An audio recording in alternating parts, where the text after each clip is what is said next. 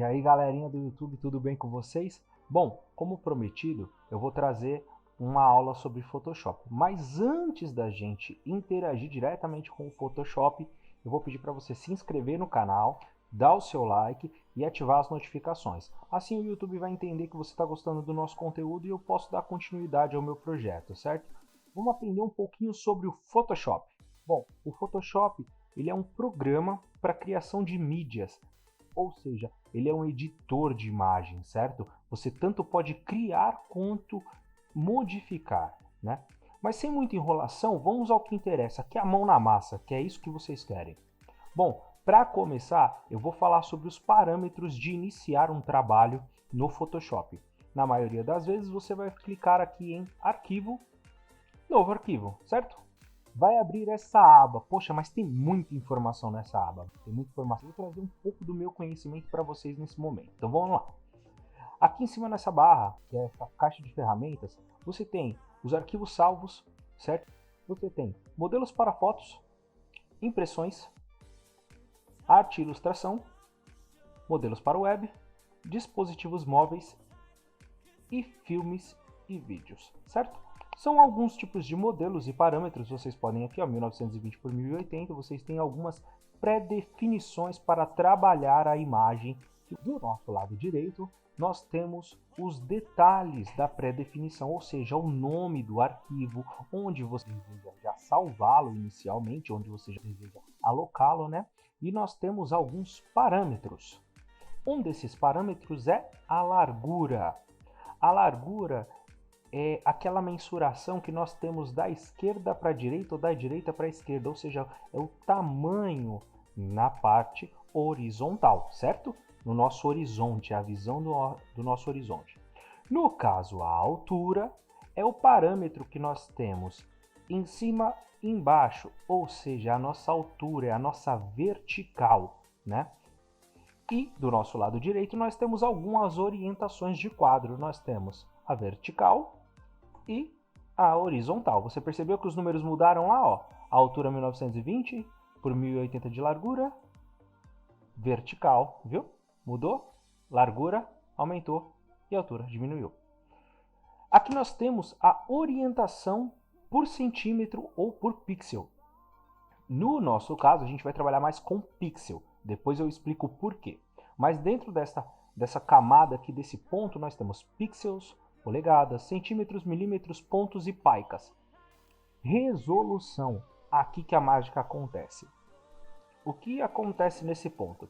Dependendo da resolução que você escolher, após escolher largura, altura e o estilo de imagem, se é em pixels, centímetros ou milímetros, você vai ter que escolher a resolução. Por que a resolução é tão importante? Seguinte, se você escolher uma resolução muito baixa, abaixo de 70, 50 ou até 25, a sua imagem vai ficar distorcida ao exportar, certo? Ela vai ser mais reduzida, mas ela vai ficar distorcida. Se você subir acima de 200 de resolução, sua imagem vai ficar jóia. Porém, você vai ter um arquivo muito pesado, certo? Então, a resolução que nós utilizamos normalmente para mídias digitais são de 72 pixels por polegada, ok, pessoal? Pixels por polegada. No caso, quem estiver trabalhando com centímetros, eu vou explicar agora, vai ser pixel por centímetro, beleza? Olha que diferença, já mudou. Beleza? Então vamos voltar pixel por polegada. Vamos aos modos de cores. Os modos de cores falam sobre o quê?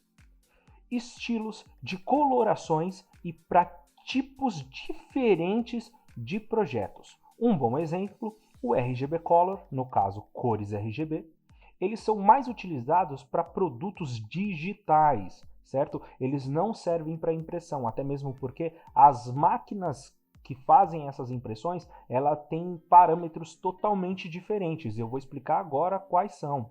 No caso de máquinas que imprimam qualquer tipo de conteúdo, como banner, flyers, entre outros, elas utilizam o cores CMYK. Esse CMYK é um tipo de programação para máquinas de alto desempenho ou até mesmo para impressoras, para que a foto ou a imagem que você produziu tem uma qualidade real de impressão, entendeu? No nosso caso, na maioria das vezes, nós iremos utilizar o RGB Color.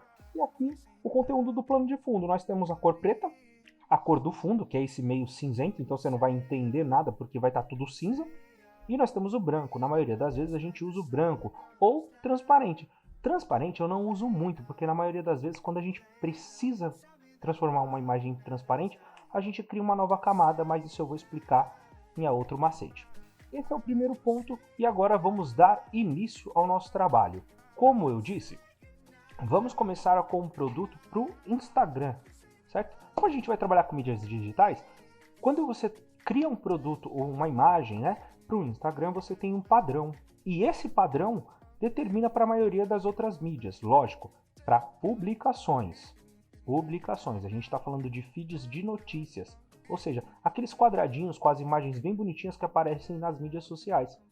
Então, quando a gente está falando de feeds, nós estamos falando de mídias sociais, que é o foco e é o ponto-alvo que eu quero para esse canal. Então agora nós vamos colocar de largura 1080 pixels por 1080 pixels. Esse é o padrão para qualquer feed, seja Instagram, seja Facebook, LinkedIn e Twitter. Ou seja, para as 4 mídias digitais mais utilizadas hoje no nosso país. Beleza? E 72 de resolução, RGB Color, porque é um arquivo digital. E criar.